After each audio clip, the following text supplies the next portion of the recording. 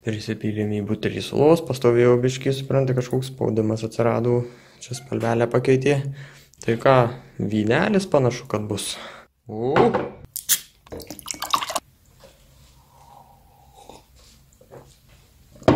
Tu matai, koks įdomus reikalas. Įpyliau vandenis į butelį čia iš krano, supranti, mieste ir vat pastovėjus savaitę kokią, visai pašaliavo, pradėjau žydėti, kaip nemune kokiam.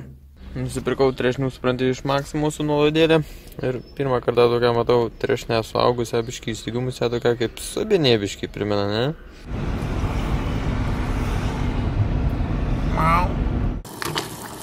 Opa!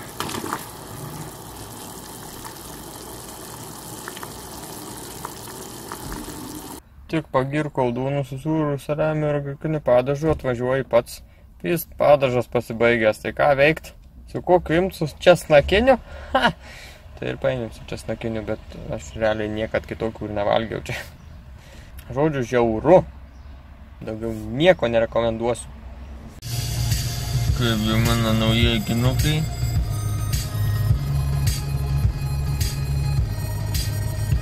Iš AliExpreso.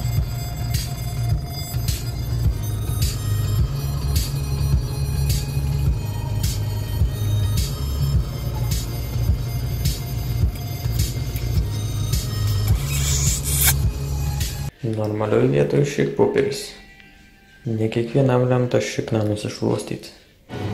Какая тушенка, блядь.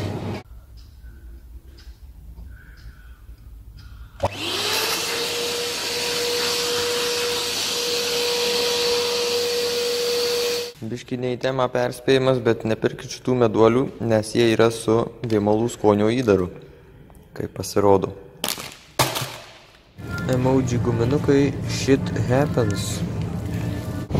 Gintarų ieškotojai. Sveiki, mėlyje žiūrovai, šiandien aš kažkaip užkimęs ir labai storai kalbu. Prieš kokius 3 metus tai būčiau pritriedęs į kelnes pamatęs tokį vaizdą. Krūva širšių viduj. Zeba. Ką imam, didžiuosius mangus ar mandarinus?